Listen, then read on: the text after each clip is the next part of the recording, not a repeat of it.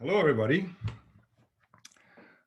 My name is Cyrus. I'm be hosting this webinar today. We currently have about a third of the people that registered signed up, so I'll be just babbling along for about a minute to see whether more people join in. Or just start. It's 2 p.m. right now. Welcome to you all. Before I really go into detail, I wanted to give you a bit of some housekeeping details. This is a webinar. It's one directional. You'll be watching and listening me, and you will, or you should maybe take notes whenever there's anything of interest to you. I normally suggest to go to full screen view so that you can view the slides that I'm going to be showing as good as possible. There is always the Q&A section on your screen. It's either on the top or the bottom. You just click on it and you can write your questions. Many of your questions I will answer during the presentation. And actually, Linda, my assistant, will go through them and kind of maybe answer the simple ones or go through them while they occur. And then at the end of the presentation, we'll have time to answer, hopefully, all of your questions, even though depending on how many there will be, we might not get through all of them. So let's start. My name is Cyrus. I'm owner and formulator of Pure Lab Vitamins here in Ottawa. I've been a compounding pharmacist for half my life, and that practically automatically exposes you to alternative approaches in health. I was born to and raised by a pharmacist mother and a physician dad in West Germany. Studied pharmacy and biochemistry in beautiful Düsseldorf, Germany, before I moved to Canada in the year 2000. Through my work with the different pain clinics in Ottawa, the General Hospital, Civic Hospital, and also a CHIO pain clinic, Children's Hospital, I one day stumbled across this, at that time, very new kind of magnesium. I first heard about it at a pain symposium in Southern Ontario. And so I ordered up my first 10 kilos to try it out, get this mysterious magnesium glycinate into my lab, and the rest is history. Today I can clearly say magnesium glycinate has changed my life and the life of many, many of my customers. I used to make these capsules manually in my compounding lab at Desjardins Pharmacy in the Byward Market in Ottawa. And that was 15 years ago. And I was quickly no longer able to meet the demand using just our small little Janssen 300 capsule machine. So me and my friend Roger Biddle started Pure Lab Vitamins just with magnesium glycinate and one other product for pH balance called AlkaPure pH. And today, I no longer practice as a pharmacist. We now have 24 licensed NPN products in the market in Canada. We're growing above industry averages year over year, and that is simply due, from my point of view, due to the quality and efficacy that my products bring to the table. Since starting these two products with Desjardins or Desjardins Pharmacy, my work in all kinds of chronic and lifestyle-induced conditions has made me realize that there's a real need in today's world to supplement our diet. And that's the true meaning of the term supplement. We're actually supplementing what we consume on a regular basis. And to do that, to provide at least the most needed nutrients in adequate amounts daily. And from my point of view, those, what we call foundation products, are magnesium, bioactive B vitamins. Most certainly as Canadians, we need to look at and monitor vitamin D much more closely, especially on the background of the pandemic. And if you check out our Facebook page, there's a brand new vitamin D special video just launched yesterday. And then there's also vitamin C. And all these should be used, from my point of view, while choosing an organic, local, and seasonal diet, and obviously also exercise in one way or another daily. One way or another means you don't have to go to the CrossFit gym every day, but if you make conscious decisions to use stairs, to ride the bike to work, to incorporate physical activity into your day, you actually work in your body, and with that, enhance circulation, enhance cleansing and detox. So technically I could stop right here, but I promised to give you a much deeper insight about why magnesium glycinate is so important. So let's get right in it. Bit of technicality. So welcome to the webinar. Today's talking points are: why are we magnesium deficient? Why is it important to supplement with magnesium? And whenever you Google magnesium, you always get the same sentence, that it's involved in over 300 metabolic pathways or mechanisms in our bodies. And I will kind of hang this up on a few everyday conditions that most or many people deal with. And I also would like to give you examples from my point of view and experience out of the pharmacy, how a supplement like magnesium glycinate can have an impact on chronic lifestyle-induced conditions. We're going to be briefly talking about the type of magnesium to use, and obviously that's the glycinate form for a number of reasons, and then also what dose would or could be right for you. So to begin with, let's talk about some very hard nutritional facts. There have been recently a large number of studies on the actual dietary content of our food today. This one study actually compared the content of nutrients, especially magnesium, in the food basket at the turn of the last century. So at around 1900, from daily food alone, North Americans were able to get about 500 milligrams of magnesium per day. And if we investigate the average food basket today, products bought at Loblaws or other grocery stores, we barely get 200 milligrams from diet alone. And that's obviously not enough. Another study from the National Academy of Science published in 1989 concluded that 80% of the North American population at that time are or were magnesium deficient. And that's 31 years ago. Since then, we have harvested from our fields and soils 31 more years, and each harvest takes out minerals. And with that, the actual mineral content in the crops that we harvest goes further down. So I would estimate that today's status would be more leaning towards the 90% of the population. So why do we end up nutrient depleted? As discussed, mineral depletion of the soils is huge. I mean, when you think about it, we get our average oranges from plantations in Florida. We get all kinds of crops from plantations in Mexico or across the world, and also from Canadian soils. And minerals are elements. They cannot be grown or regrown in the soil. They are in there, and every harvest takes out certain quantities. Rain is distilled water practically. It doesn't bring back anything.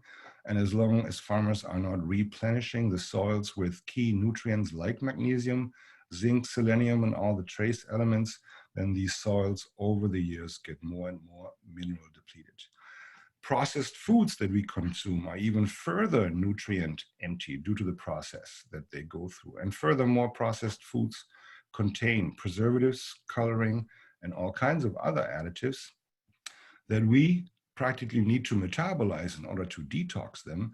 And these metabolic steps require cofactors and nutrients like minerals to activate enzymes. So these additives practically steal our nutrient supplies. Prescription drugs that we take on a daily basis do the same. And here's a list of prescriptions that specifically deplete the system of magnesium. One that I actually didn't have in here is metformin, which is a blood sugar regulating medication that also depletes magnesium. And we're going to be talking about diabetes in just a few minutes. So if you have to use any of these medications on a regular basis, it would be wise to replenish your system, or maintain at least your system with a good supply of magnesium and other trace minerals. So what are the signs of magnesium deficiency? And initially they can be very subtle. People have the odd leg cramp here and there, Charlie horses, or develop foot pain, muscle or eye twitching. Some people have a tight hamstring, and despite stretching, massage, and other things, this ham doesn't want to let go. Same with IT bands along the outside of your legs. Others have recurring constipation or recurring headaches. RLS stands for restless leg syndrome, which usually occurs overnight and affects the spouse just as much as the person having it. Or you start having like slightly elevated blood pressure because the cardiovascular system, all the blood vessels are surrounded by so-called smooth muscles. And if you're lacking magnesium, these muscles are usually more tight, which means the pipe diameter gets smaller, and with that, pressure goes up. Magnesium would then relax those smooth muscles, pipe diameter goes up, pressure goes down. So those are first and subtle signs initially when you're turning towards a magnesium deficiency. Chronic conditions as they relate to magnesium deficiency are as follows, and these are the key conditions that I kind of picked out to go in a bit more detail with. First of all, chronic pain. So don't be shocked about this graph here, I'll explain it. We're looking at an NMDA receptor, which is the receptor or sensor in nerve cells that carry chronic pain information. You can actually see here, the dark blue area is the synaptic cleft. That's the space between two cells. And the cell that carries the pain impulse releases chemicals into the cleft, and they get then recognized at the receptor. And in order to kind of then transmit the pain impulse to the next cell, which is this area, here's the cell membrane. Inside the membrane, you see the receptor site. It's actually a channel. It's called a calcium channel receptor. Calcium and sodium have to shoot through here to ring the bell on the inside of the next cell to then further transmit the pain impulse down the line until it reaches the brain. And if an pain impulse reaches the brain, then we perceive pain. If less impulses reach the brain, we perceive less pain. So now I brought this up because of magnesium glycinate's double feature. You have the calcium channel, and right here in the center of the channel is a binding site for magnesium. So magnesium is supposed to sit here and actually occupy this channel so that it's not as easy for calcium to shoot through. It practically blocks or inhibits this channel. So as a natural way to reduce overshooting pain information to reach the brain. And the double feature is that there's also another binding site right here for glycine, which is the glycinate. So if magnesium is sitting nice and plump within the channel, and glycine is also docked onto this receptor, then this receptor overall is even further calm and reduced. So this is how magnesium glycinate works in chronic pain, and we have seen it time and time again in the pharmacy that people that were on stable, highly potent pain medications, once they added magnesium glycinate to the regime, within days they were able to cut back on their pain medication requirements. At the same time, muscles relax, and that also has good impact and results for chronic pain patients. Yeah. So from my point of view, if you are magnesium deficient, if this channel here is not blocked and occupied by magnesium, you are much more likely to experience pain at much higher levels. Magnesium deficiency practically amplifies pain. Spasms and cramping. It's very clear that low magnesium levels lead to muscle weakness and cramping in both the smooth muscles and the so-called skeletal muscles. To explain that quickly, skeletal muscles are the muscles we can consciously control. Smooth muscles are sitting on those organs or blood vessels, and they are controlled by the brain subconsciously. We have no influence here, but both are muscles that are greatly dependent on magnesium to be there to allow them to relax. Calcium is the body's contractor, magnesium is the body's relaxer. prescription drugs or over-the-counter drugs like quinine, baclofen, cyclobenzaprine, or robaxacet, they are oftentimes used to give you quick symptom relief. And I mean, in an acute injury, when your body goes into an acute spasm, they certainly can be of help. Many of them, especially the cyclobenzaprine and baclofen, they also, if you take them at bedtime, help you to sleep if there is a lot of pain. But they really do not fix the underlying problem, which is in most cases, especially when you're dealing with chronic muscle spasms and really recurring issues, magnesium deficiency causing the problem, and magnesium replenishment would actually resolve it to a much greater extent. Very important in this scenario is always also regular exercise and stretching. I always bring up this example of a fist representing a spasm. And if you have a tight spasm and you take magnesium to release this spasm, and blood supply in this spasm is somewhat reduced because of the compression in this tissue. So you actually have to actively stretch this muscle so that fresh blood that then carries magnesium can flood into this tissue, and then the actual spasm stays resolved. Otherwise, without magnesium getting into it, it would just jump right back into spasm. Migraines is another huge area of benefit for magnesium. There's direct connection that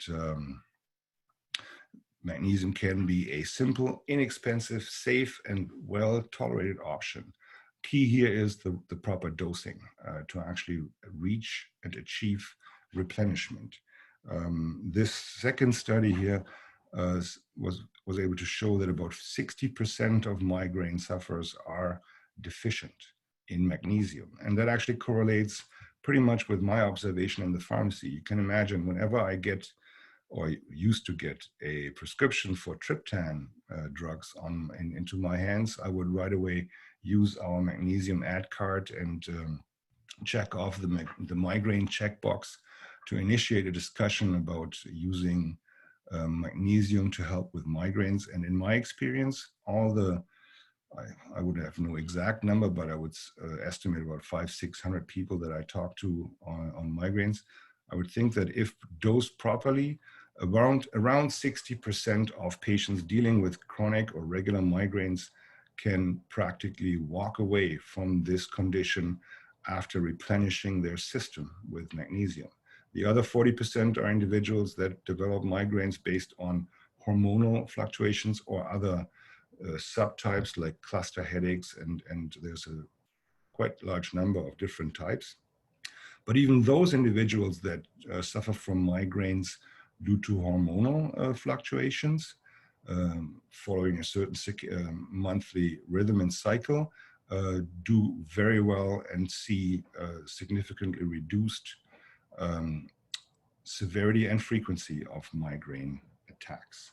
So this here is really a huge application and hugely successful. Constipation is the most common digestive complaint in North America. Some might say it's the most common complaint overall. Normal frequency is kind of varies because it's a very individual thing, but from my point of view, I picked out this one definition that if you have dry or hard stools less than 3 times a week, I would call that constipated. Personally, I think bowel movements are also very important for regular and proper detoxification, to remove toxins and waste out of your system, not just food waste. I think we should all aim for at least daily movements, and there's nothing wrong with having more than once daily movements either. Here's a huge study. First of all, magnesium is directly needed for normal muscle function, also including the intestinal muscles, to kind of allow for proper peristalsis, which is the rhythmic contraction in the bowels to move food forward. This one study from Japan tested almost 4,000 women that already came in with constipative problems, and they were clearly able to show that low magnesium levels contributed to constipation. They were also, in a side note, able to show that laxatives, if used regularly, actually lead into a vicious cycle, because when you force water into the gut lumen, and with that you always also force minerals into that lumen that are then practically lost, you're creating long-term further and deeper magnesium deficiency, and laxatives, if used on a regular basis, most certainly lead into chronic constipation. Here I can give you a very drastic little side story from the pharmacy point of view. I used to work in the long-term care section for many years, where we prepared the daily meds or the weekly med strips for patients in long-term care homes. And you will not believe the way laxatives are being prescribed to our elderlies. I have hundreds of examples where one individual was using 5 different laxatives in quite drastic daily doses every day of their lives. You can imagine that such a bowel is pretty much no longer functional without that use. And when somebody who is dealing with chronic constipation and is kind of forced to use laxatives on a regular basis, there is a way to transition down from the laxatives into higher doses of magnesium supplies that also kind of at some point allow for proper regularity. But in doing so, you're actually replenishing not just the gut muscle, but also the rest of the body. And it takes some time and it takes some structure, but there is a way to get off laxatives and onto a proper like nutritional regime to fix that. Not just treat the symptom like laxatives do, but actually fix the underlying issue. Diabetes is a huge application for magnesium for just a very few simple reasons. Magnesium enhances the insulin secretion from the islet cells in the pancreatic tissue. Magnesium also activates insulin. I mean, anybody dealing with diabetes might know insulin is a hormone, it's a polypeptide. It's quite a big molecule when you look at it. And there's today, when it comes to prescription insulins, a huge variety of insulins available, but all of them require magnesium bound to them to activate the hormone. Furthermore, magnesium also activates insulin receptors on a cellular level. So there's 3 reasons to use magnesium as a type 2 or type 1 diabetic. Daily. It is very obvious that low magnesium levels worsen the symptoms of type 2 diabetes, and also low magnesium levels support like stronger development of insulin resistance, which is pretty hard to deal with late effect of type 2 diabetes.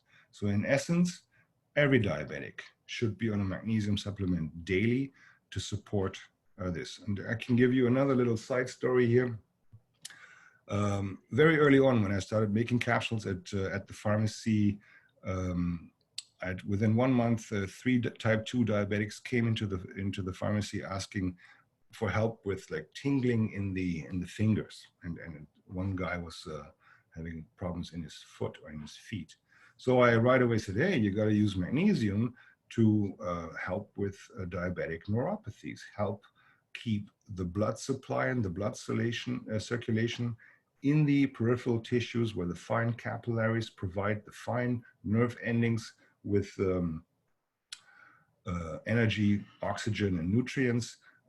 Magnesium helps significantly here. So I recommended magnesium. They all started using it. And then within a month, coincidentally, they all came back saying, oh yeah, that helped. Tingling is much better. But guess what? I'm off my insulin dose because I don't seem to need it anymore. My blood tests show that I actually don't have as high sugar levels anymore. And that rang a bell with me. And when you actually research the effects of magnesium on insulin activity and understand that while you are still making your own, maybe not enough insulin yourself, because you're potentially magnesium deficient, then incoming amounts of magnesium will jumpstart secretion, will make your own insulin much more active, and also improve insulin receptor sensitivity. So you're no longer in need to add injectable insulins to your daily regimes. And that is a huge success. Today, by the way, we know that type 2 diabetes is curable. Keto diet has huge impact here. There's lots to learn, lots to read about. We could speak about this for the next 2 hours, but definitely worth investigating. It is not an easy fix. We're going to learn about diet, about how to shop for such a diet, and then support with key nutrients like magnesium B complex, vitamin D, also very important in diabetes, to then support your new lifestyle and stick with it. It requires a lot of learning, a lot of discipline, but it is possible to reverse diabetes, type 2 diabetes, and metabolic syndrome. Concussions. In our active world today, especially with our kids, especially since Sidney Crosby's case a few years ago, and the whole occurrence of problems in professional sports is quite a prominent condition to talk about. Sidney Crosby's case was quite interesting or drastic because he got treated after his accident on the ice for concussion only for, I think, 2-3 months, and he simply didn't seem to recover. And then one day, another doctor or physician or physiotherapist kind of investigated the potential for whiplash in his case. And that seemed to have been the case with him. So they then changed his treatment to actually include stretching, exercises, movement, and physiotherapy, which was previously for concussion not indicated. And then just 2-3 weeks later, he was back on the ice.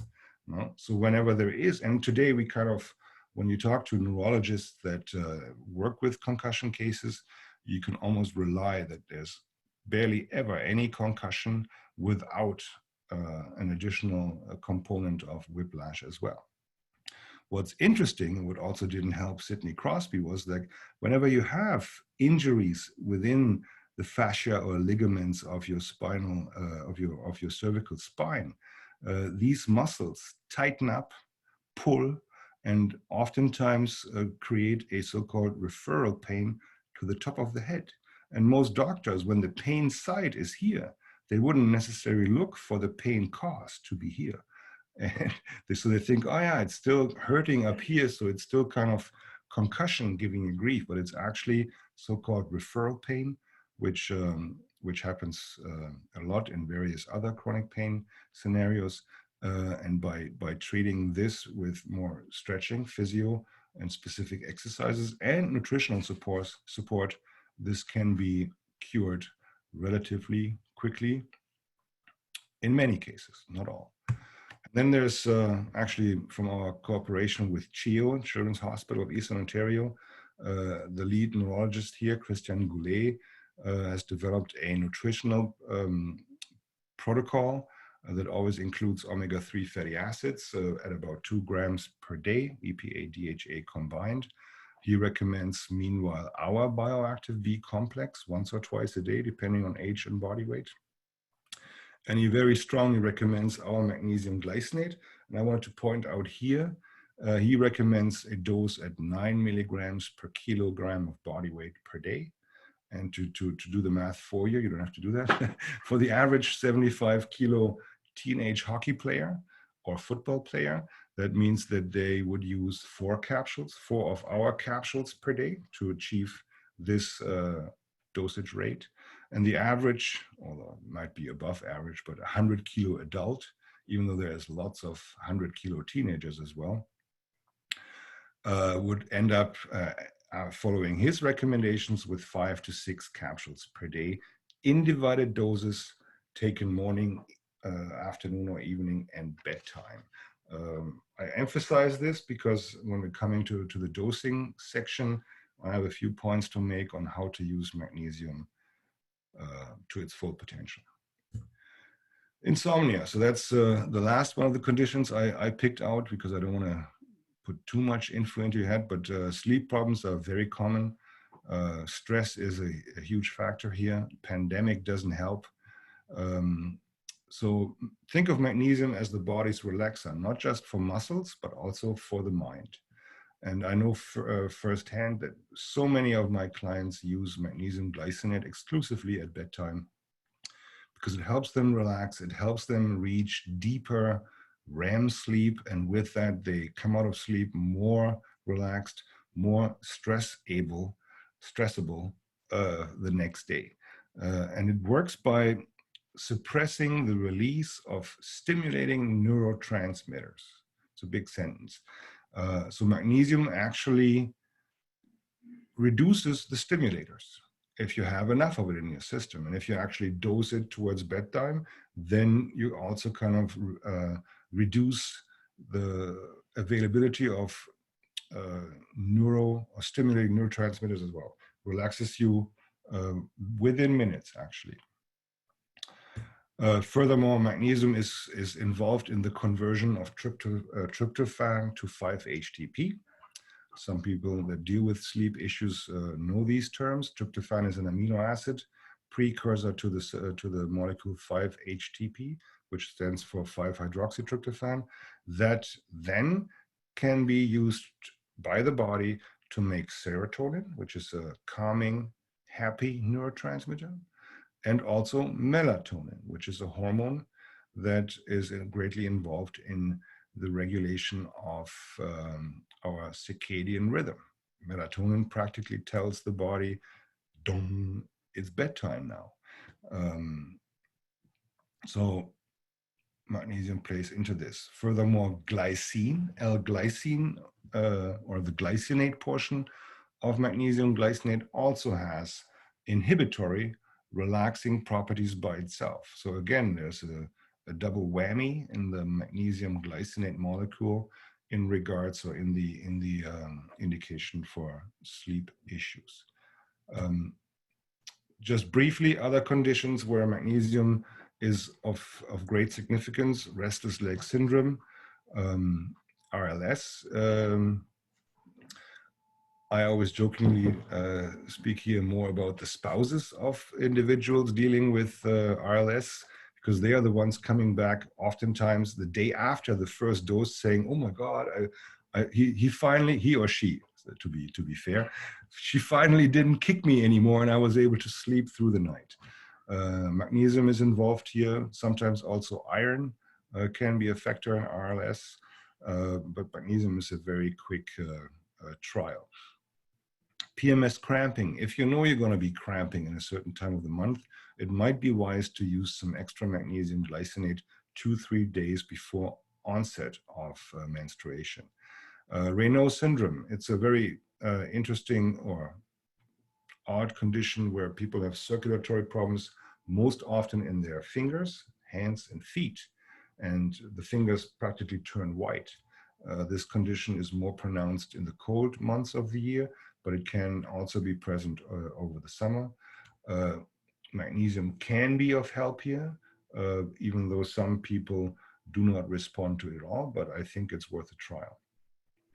We briefly talked about the activity of magnesium in the production of serotonin, and as a calming ingredient or a calming nutrient, a calming mineral overall, which is why it can be helpful in states of anxiousness, anxiety, or even depression. Osteoporosis is another big application for not just magnesium. All other trace minerals aid in the maintenance of bone density. Magnesium glycinate is substantially alkaline. It helps alkaline your body. And with that, you're actually saving the alkaline minerals from your bone and muscle reservoirs for the muscles and the bones. You don't have to utilize them to help with acid balance. So pH balance or alkaline therapy together with supplementation of key minerals can be very helpful in turning around and improving bone density. Fibromyalgia is an evening filling condition. We have good success with therapeutic doses of magnesium in this condition, but similar to the spasm thing, if you think of all the so-called myofascial trigger points, that developed in a fibromyalgia patient, these have to be reactivated, mobilized, opened up. And that's the thing that a fibromyalgia patient will not like, because it's a very, very painful process. So normally I would recommend to seek deep tissue massages, definitely involve lots of stretching, maybe yoga into your daily regimes, and make sure that 20 minutes before you see your deep tissue massage therapist, take some extra magnesium glycinate to make sure your blood carries good levels of magnesium, so that when the therapist opens up or works on the trigger point, that the blood that might flush into this super spasm actually carries magnesium to open up and keep this trigger point relaxed. Works usually very well, but is a long-term process. More information on all these conditions on our website, purelabvitamins.com. People always ask me about contraindications for magnesium. There really is only a handful of antibiotics that potentially bind to magnesium, and the magnesium, if taken together with the antibiotic, would technically reduce the bioavailability of the antibiotic. If you're forced to use an antibiotic, you don't want it to be less efficient. You want it to be fully working in your system. Most common antibiotics are the so-called quinolones. They all end in floxacin. So there's cipro, floxacin, levo, and norfloxacin. There's also tetracyclines that are used today practically only for acne and rosacea. And the simple thing to do here is to make sure that you're not using your magnesium with these antibiotics. Take them at least 2 hours before or after. Better from my point of view, 2 hours after. Funny thing about contraindications magnesium, because some doctors say, oh, don't take magnesium, you are on 3 blood pressure medications, and magnesium might drop your blood pressure. No? So, and I always just chuckle and laugh, because normally if at least a portion of your high blood pressure is caused and due to low magnesium levels in your system, then by replenishing your system with magnesium, your blood pressure will drop, yes. So then please adjust the prescription drugs down instead of saying, no, don't take any magnesium. It makes no sense to me as a 26-year practicing pharmacist. There's one real, but very rare, very, very rare contraindication for magnesium during an acute adrenal burnout. That's a super advanced adrenal fatigue due to stress. In those times when you're practically very close to a system crash anyways, due to very low sodium levels, and you will, or patients might know this because they really crave nothing but salt during those phases. Magnesium in these extreme states can lower sodium levels even further, and that would lead to a system crash. In the meanwhile 16 years that I'm using magnesium or recommending magnesium on a daily basis, this has happened or occurred to me only once. But I still wanted to have it in here to complete that list. So which magnesium to use? Just wanted to point out the pros and cons. On the market right now, you can buy magnesium oxide still, which is also known as milk of magnesia. There have been quite a few studies that show that mag oxide is absorbed at about 30%, but it's mostly used as a laxative, but you're still benefiting 30%.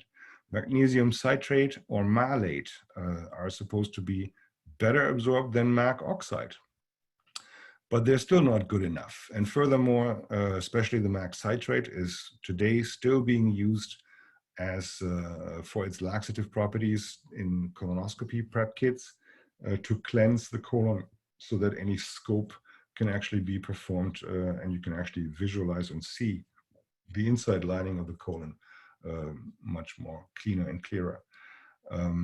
Furthermore, citrate is an organic acid that we actually produce within our own metabolism, within the citric acid cycle, which is our energy production cycle. So we make lots of it. There's truly no nutritional value to citric acid.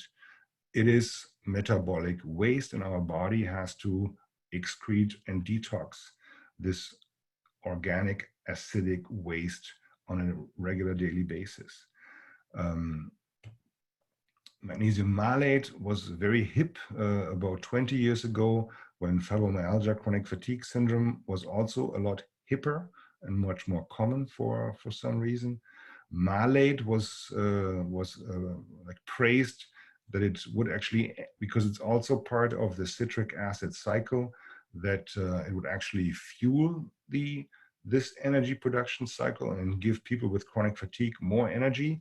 But today we know that is clearly not happening. So it's also an organic acid. It's also metabolic waste. So why should I bind my good magnesium to an acidic metabolic waste molecule and then consume large amounts of it? I don't know.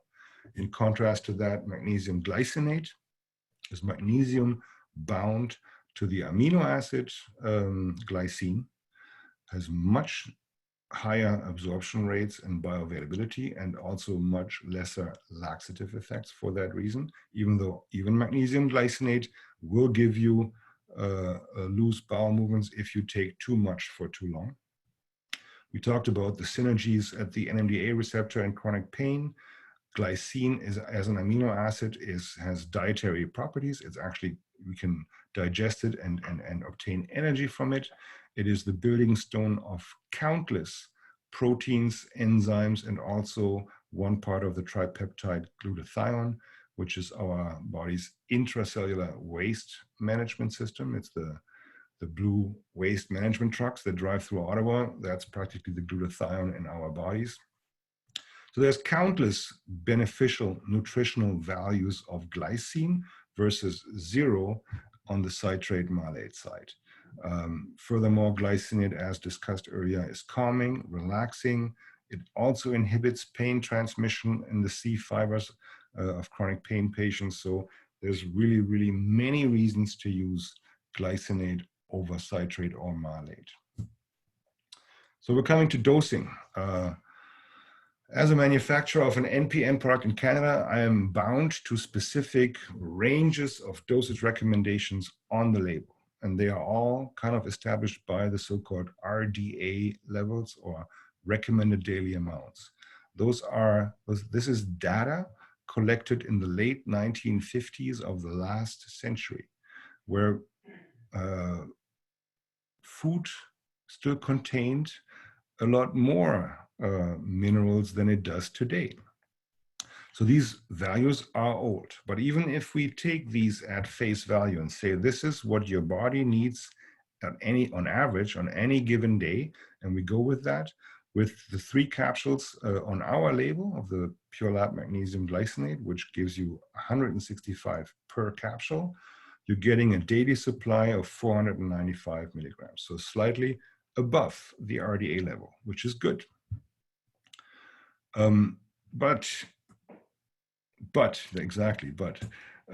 This is the backside of our ad card for magnesium. You see these check boxes here of the most common conditions relating to magnesium deficiency. If you as an individual can check off more than 2 of these check boxes, to me, that is an indication that you're already on the more severe side of magnesium deficiency.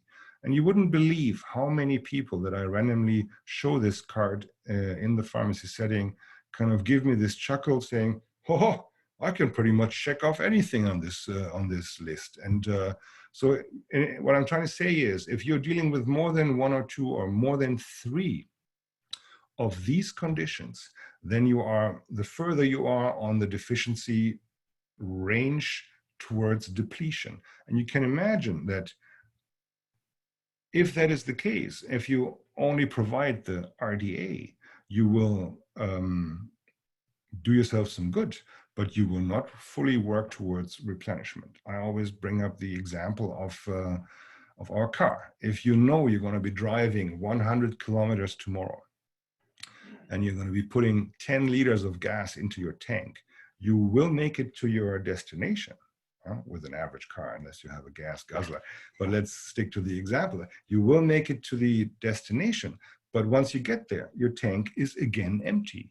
And if you are today more severely deficient in magnesium in your deeper tissues, and you put the equivalent of 10 liters of gas into your tank, which is 3 capsules of Pure Labs magnesium, you will see benefits that day. And you will kind of feel better a little bit. But at the end of the day, your tank, your deep tissues are still depleted or significantly deficient. So in order to achieve replenishment, I recommend to use the RDA, which is the first 3 capsules per day, plus a replenishment dose, another extra 3 caps per day in divided doses throughout the day for just 2 weeks. This way you have 2 weeks of RDA supply plus 2 weeks of replenishment supply. If at any time during those 2 weeks you experience significant looseness in your bowels, you dose down, because it's like bowel looseness is an indication that you're reaching the point of replenishment. It's a beautiful safety valve in our body. But if you do not see looseness of your bowels after 2 weeks of 6 capsules per day, I would extend that replenishment phase by another week, or until you reach loose bowels, as a sign of imminent replenishment. After that, you don't stop, you just dose down to maintenance, which is usually 3 caps a day, and I normally recommend to use 1 in the morning and 2 at bedtime as your maintenance dose. And this, after going through this replenishment, will make a significant difference in your life. So thank you. That is the end of the slideshow. I mean, I can talk for hours and hours and hours, but I was told I should not surpass the timelines too much. I actually have here a couple of questions that came to us by email that I want to get rid of first. And there's currently 6 questions in the Q&A section, which I'm sure I will be able to answer as well. I'm actually get rid of the slide here, and you should now see me in full. So the first question came from Linda, and I just read it to you. I've been taking your product for at least 3 years now. I love it and sleep like a baby with it. However, a while ago, I read something that indicated maybe one shouldn't take magnesium on a regular basis for a long time period. Please comment on that tomorrow. So Linda, that clearly depends on the dose you're using on a daily basis. If you are within the RDA range, within 3 caps a day, there's really nothing to worry about.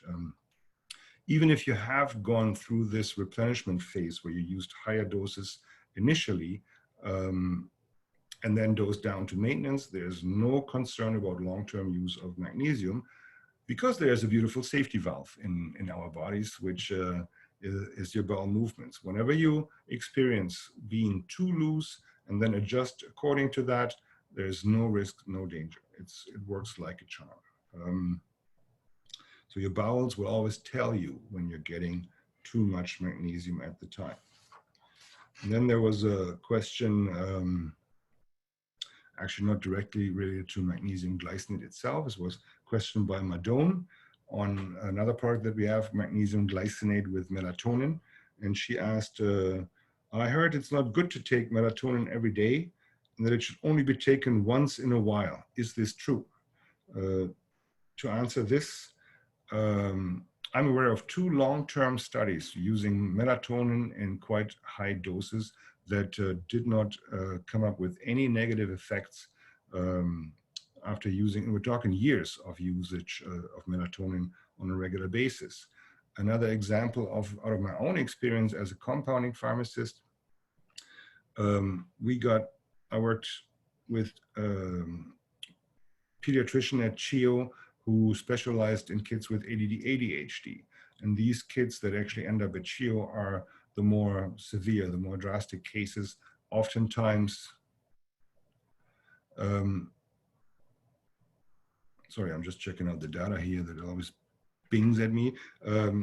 More severe ADD, ADHD cases that have oftentimes very high prescriptions for the Ritalin medications, whether it's Ritalin or Concerta or Bifenton or the like. So these kids suffer the side effects of these prescription drugs, and one of them is significantly reduced ability to sleep.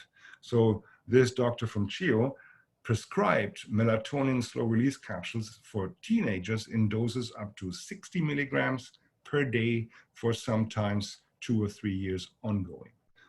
And it helped these kids significantly to actually find sleep after they had been dosed on Concerta, Bifenton, Adderall, and the like during the day to actually come off that and find sleep.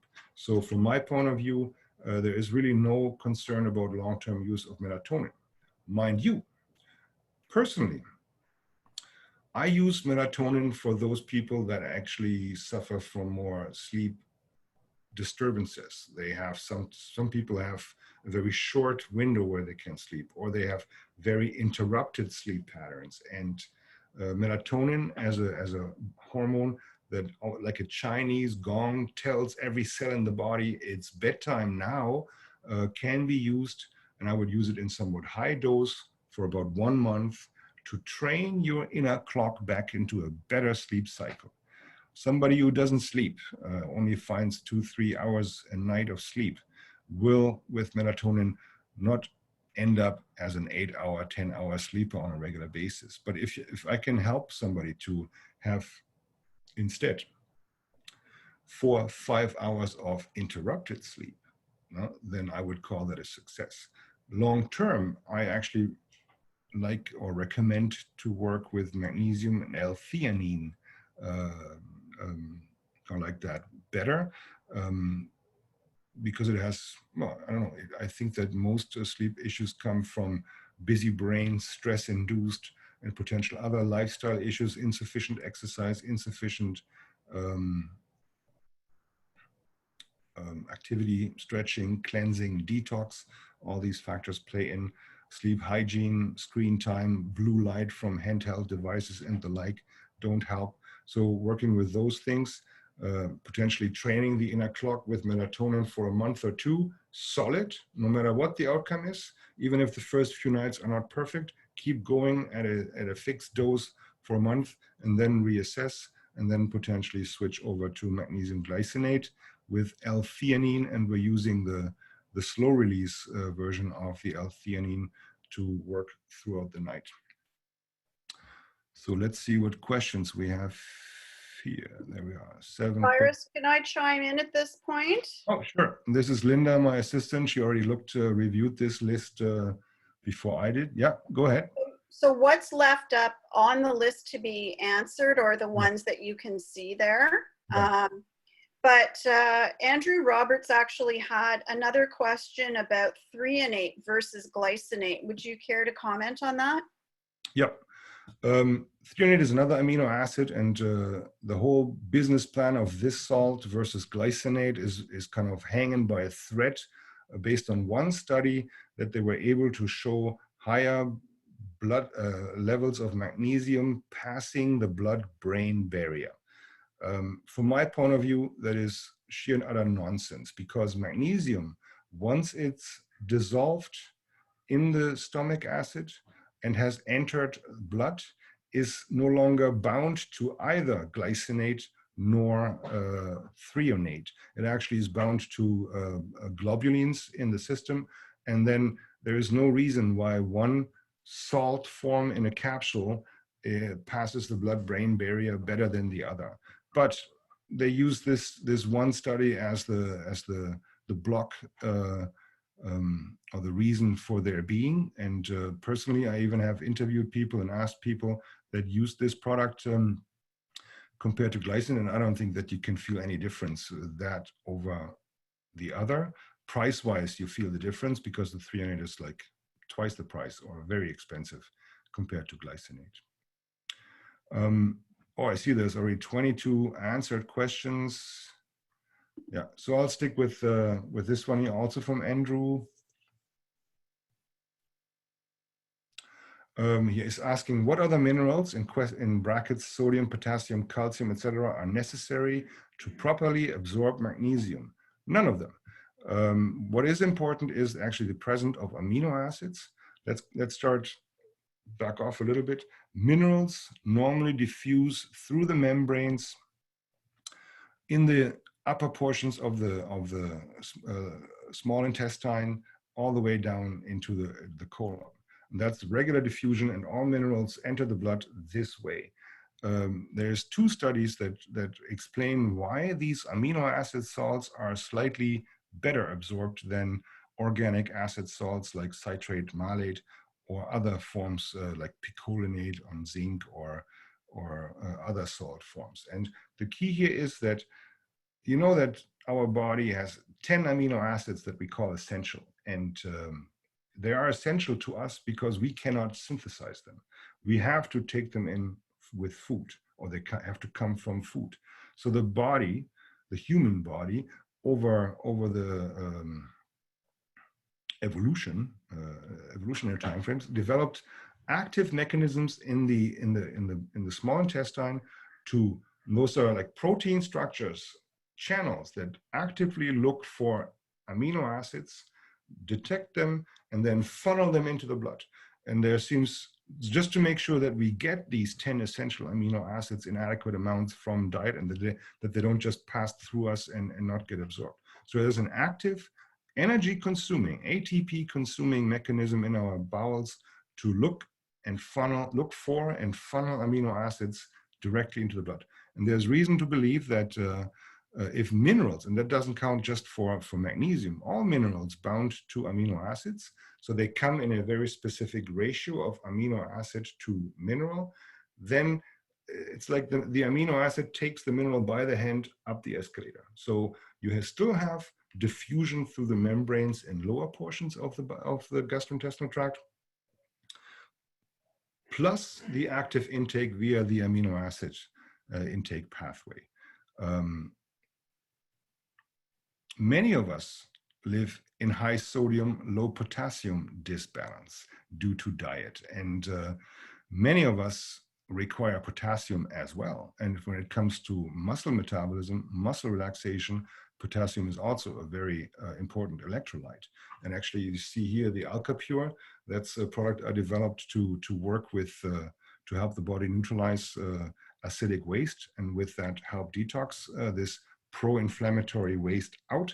This product is, compared to many other alkalining supplements, sodium potassium balanced for that reason. And after I made it that way, I actually realized the potential that it has in supporting body's rebalancing sodium over potassium. And we can talk for hours on AlkaPure, but just to give you a quick idea, if you live in a high sodium, low potassium disbalance, sodium is the body's extracellular electrolyte. It helps the body retain water on the outside of the cells, which is the pipe system, which means you have high blood pressure, high lymphatic pressure, and high connective tissue pressure. And if you live in this disbalance and you want to hydrate yourself and you drink lots of water, this water will only be retained in the extracellular space because of the high sodium, while the cells are thirsty, but they can't take it in and retain water unless you bring potassium back up. Then all of a sudden, all the water also goes intracellular. You hydrate cells. They can finally flush their waste out and actually take nutrients, flush nutrients in. Well, that was a bit of a side there. I hope this answered your question. Andrew also asked whether Synthroid depletes magnesium. To my knowledge, no, it does not. Synthroid, prescription thyroid medication, same as Altroxin, is, from my point of view, actually also a supplement. It's being used when the individual's thyroid gland doesn't produce enough. So then you supplement your own production with bioidentical T4. Brings up another question, whether your body maybe has hypothyroidic symptoms because of the inability to convert T4 into T3, which many physicians not necessarily look for or look at. So that should be investigated. A lot of people that have thyroid problems and went through years of trying to adjust the dose until they realized that by adding a little bit of T3 active, which is also known as Actonel, or desiccated thyroid products that contain T4 and T3 in a very specific ratio, all of a sudden it's like somebody switched off their light bulb and energy production. Another question from Andrew. Okay, what are the best ways to mitigate diarrhea that happens with magnesium supplements? Take less magnesium. Like if you have a clear incidence of reactivity due to magnesium intake, there could be two possible reasons for that. Either you have a very reactive, potentially inflamed gastrointestinal tract, and then you have to go very slow, or you're full. You don't need as much anymore. You can always, blood testing of magnesium is, from my point of view, completely useless because you're only practically measuring your provision of magnesium of the last few hours in the red blood cells or the plasma. Better way to get a more broader picture of your supplies would be to use hair, because hair contains the minerals as they are present in the blood at the moment this micromillimeter here of hair actually grew out, and it encapsulates it. So by cutting a hair close to the scalp and measuring the mineral distribution in this hair compared to a broad reference range, you can get quite good information about your mineral status at that moment. And if you take 1 centimeter of hair and test the amount of minerals in there, you pretty much get about a 1 month fingerprint, a 1 month view of your average magnesium supplies there. It's still not super accurate. The only way to really truly measure deep tissue supplies would be by doing a biopsy, and you only do that once, never again.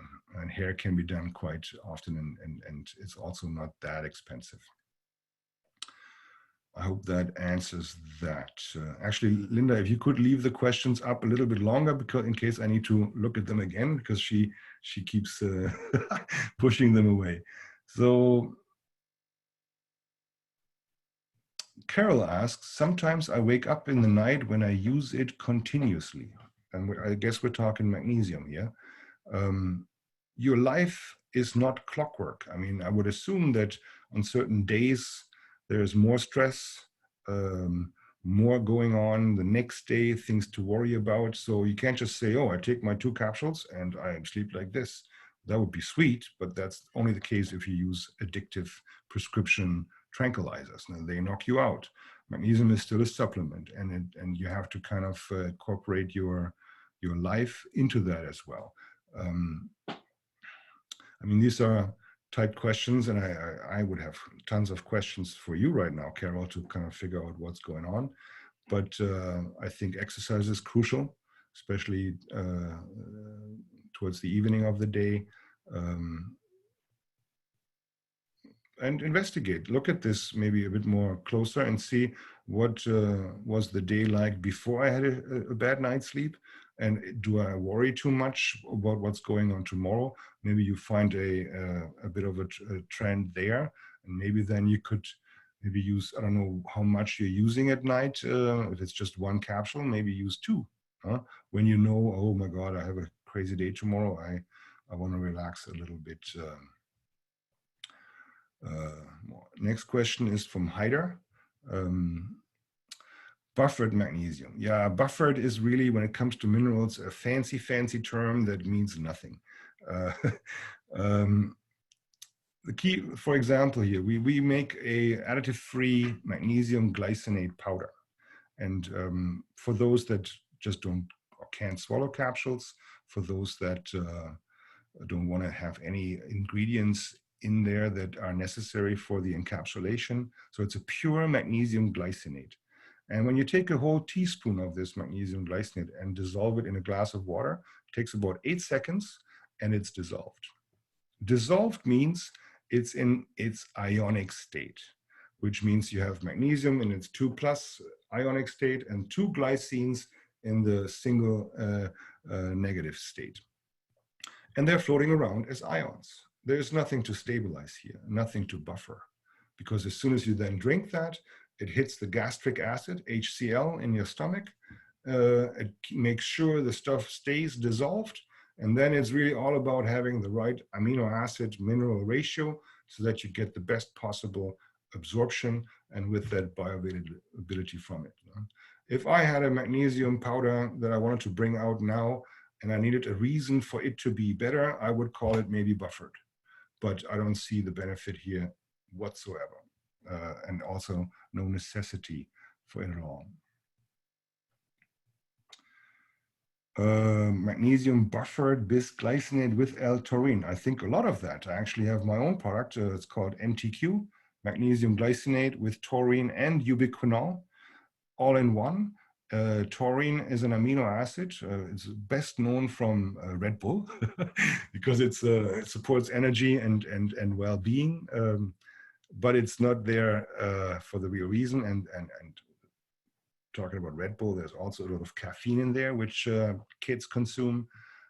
Anyways, taurine is in this formula because it was found to, or let's start this way. Taurine is an amino acid. When you dissect the body and look for tissues and for taurine in specific tissues, you find highest concentrations of taurine in the heart muscle.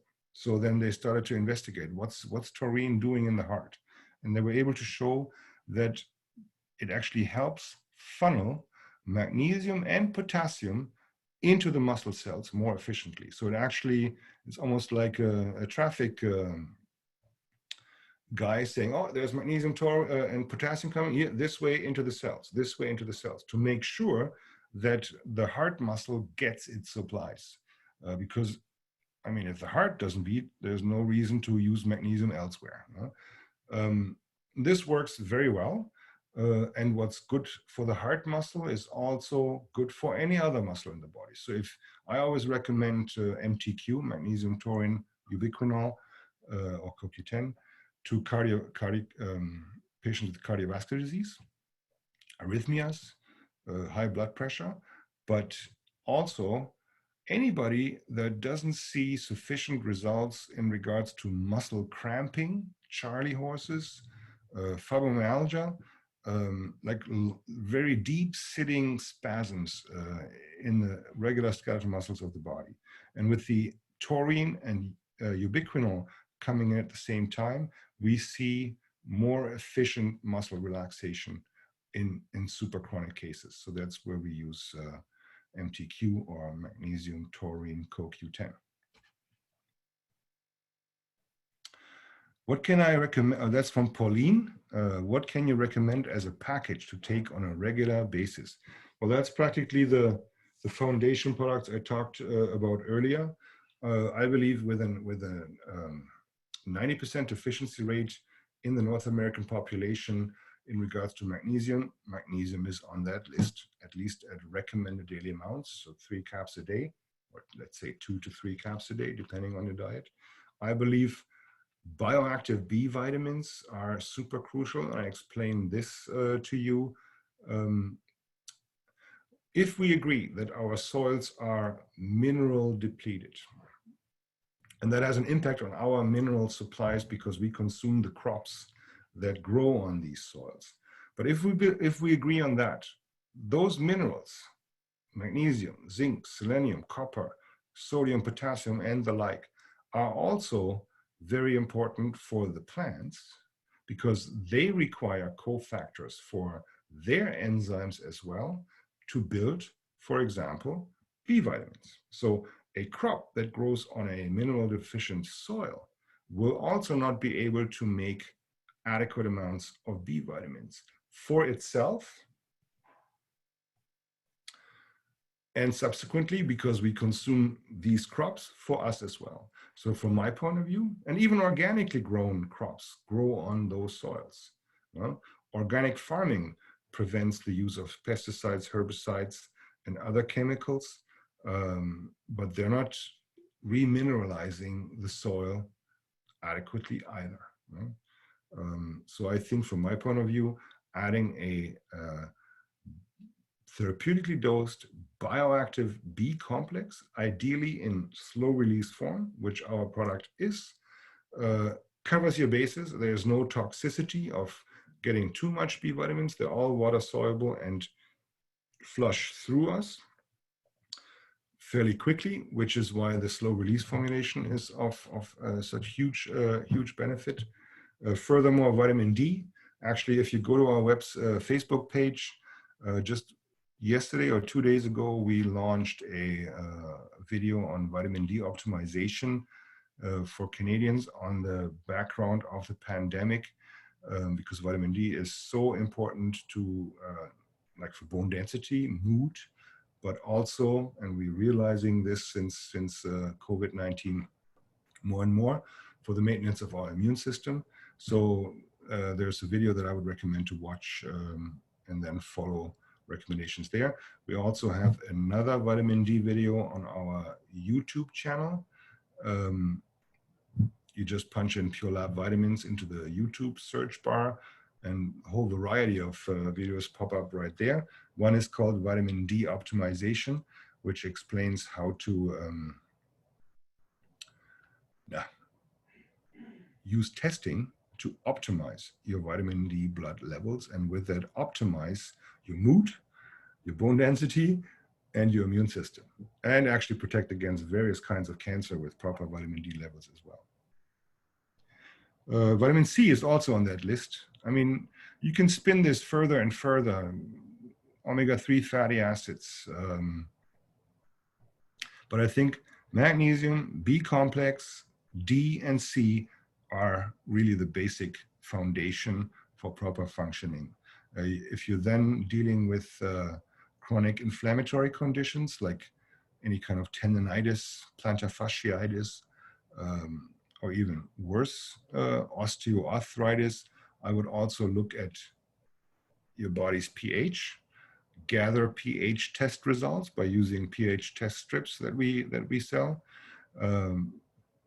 calculate your average pH, and then potentially help your system detox excess metabolic acidity with the use of AlkaPure, and with that draw out corrosive acids and reduce inflammation in your system.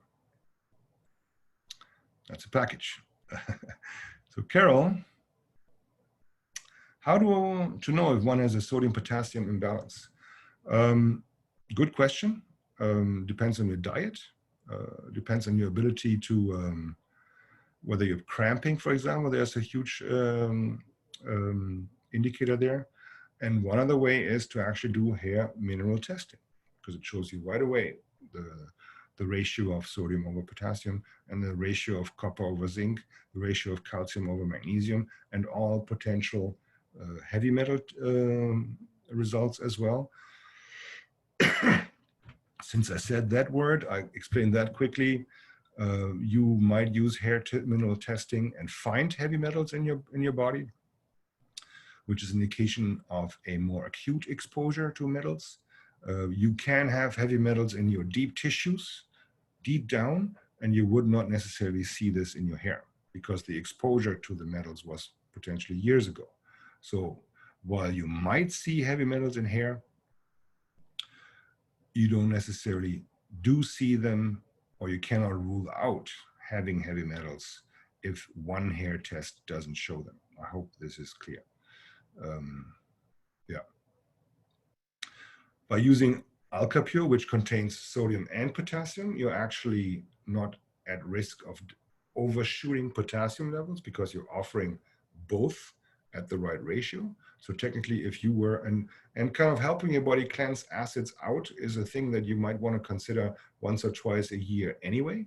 So using a alkaline therapy for about a month at full dose helps you detox, and you can see that.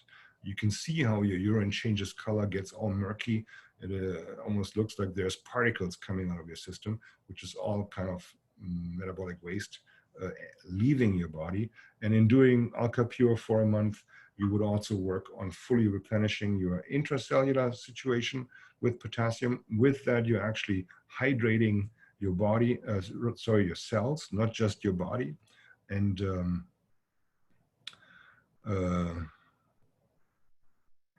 Yeah, I lost my thread right now. Sorry for that. Yeah, but those are the ways to kind of detect sodium-potassium imbalance. High blood pressure is another big indicator here.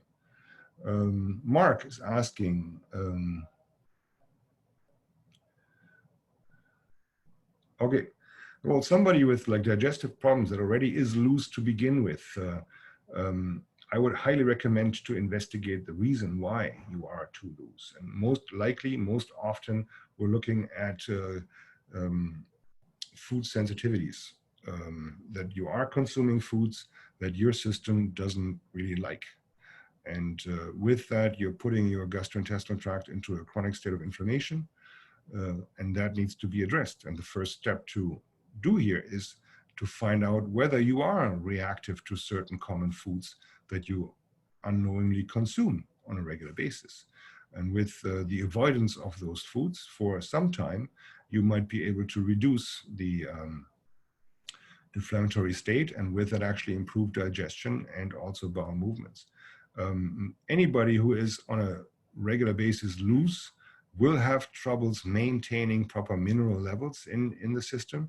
You're very likely to need magnesium drastically, but if you take some, you get even more loose. So you're kind of thinking, oh, what am I going to do? So there's a little trick that we recommend, which is to use either one capsule or get the powder of magnesium glycinate that we make. No, I don't have any here. And you're not using one capsule or one scoop in one shot. You're actually putting one capsule or one scoop into a large bottle of water. Fresh, clean, fresh water. And you sip this water over the course of the day. This way, with each sip, you're only getting a very small dose of magnesium, which very likely will not cause you to become looser, because these small amounts your body will still be able to take in. And whatever is taken in doesn't affect the gut anymore, or as much. So you do that for a few days in a row. And I've seen many patients with IBS unable to tolerate one capsule without getting the runs.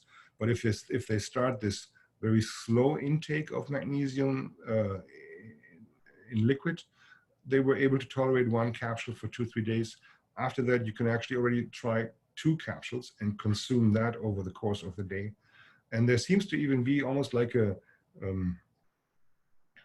like breaking through the sound barrier. Once your body has received back certain amounts of magnesium, and including also the gut muscle, you're actually improving peristalsis, you're improving bowel function, and with that, you all of a sudden are able to tolerate much larger amounts of magnesium. But always said, like if you are actually dealing with food sensitivities, leaky gut, or other kind of more chronic gastrointestinal problems, you got to address those as well, you know, and work with it and live with it and improve. And that's never just a quick fix. It's a process. Find out about potential sensitivities, and then work towards resolution. And at some point, your gastrointestinal inflammation hopefully comes down, and you might be able to reintroduce these foods later on. You know? So it's not just all doom and gloom. Yeah, that was that. And there's Maria, and I know Maria. I definitely, she was a patient of mine at Desjardins Pharmacy. CVI is cardiovascular disease, or I'm not sure what you mean with CVI. Let me Google that quickly. If you bear with me. The question was, can magnesium reverse CVI? In real time and live, oh, chronic venous insufficiency. I should have known that. Here we go. Yes and no. You can imagine that if your veins are, and for that matter, most of your connective tissue is somewhat weakened, and the ability to contract and move blood back up the legs is somewhat lost, or is reduced, then magnesium, which would potentially further relax the smooth muscles around the veins, wouldn't fix that problem.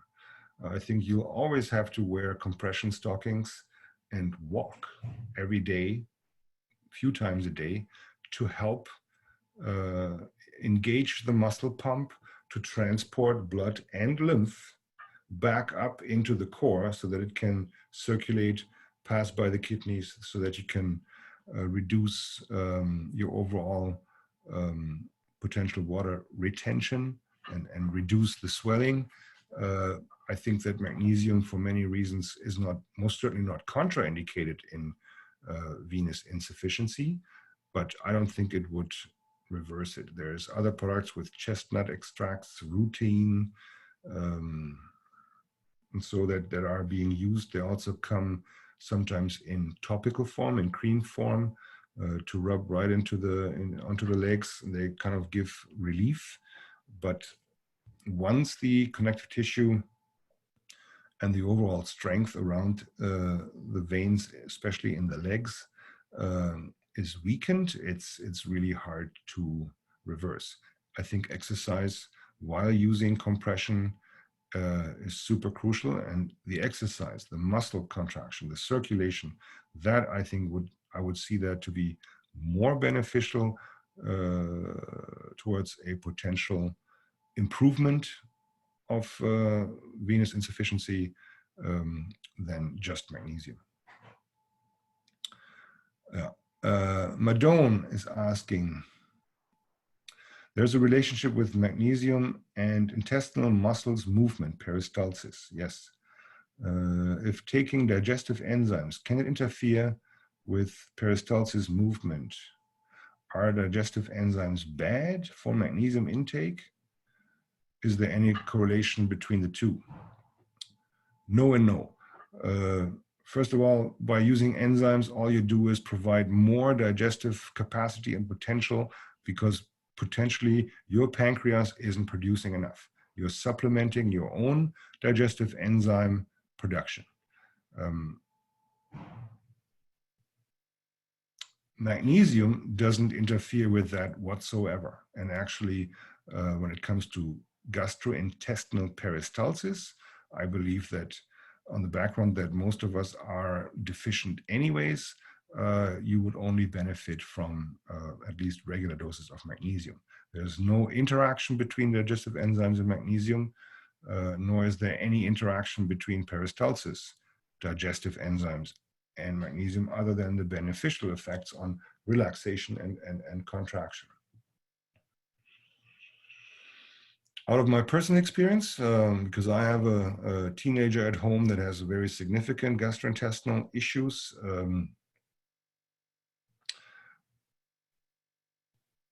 the pancreas is stimulated by mostly to release juices, digestive enzymes, and alkaline, and also bile from the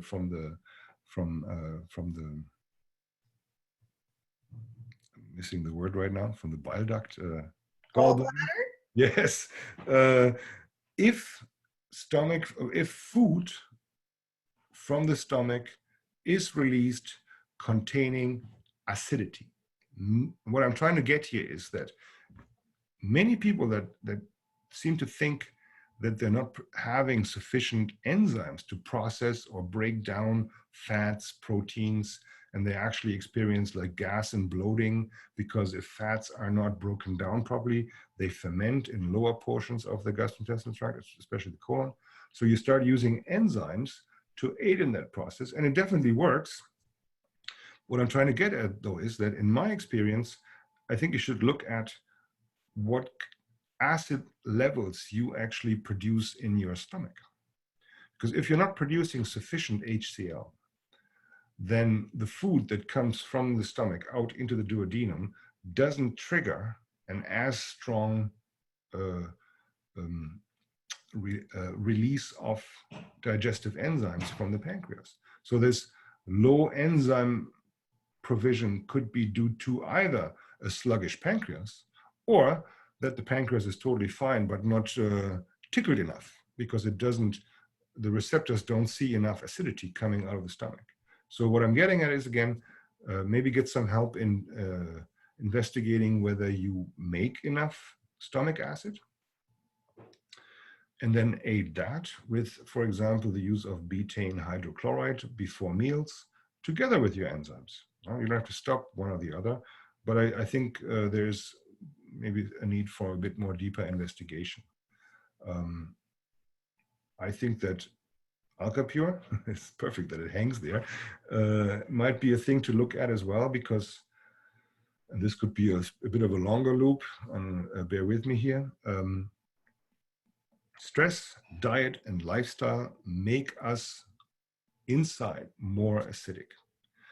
When I talk about acidity, I always distinguish between gastric acid being a good acid, actually, in fact, the only good acid in our bodies, and systemic acidity as being the bad acid, being corrosive.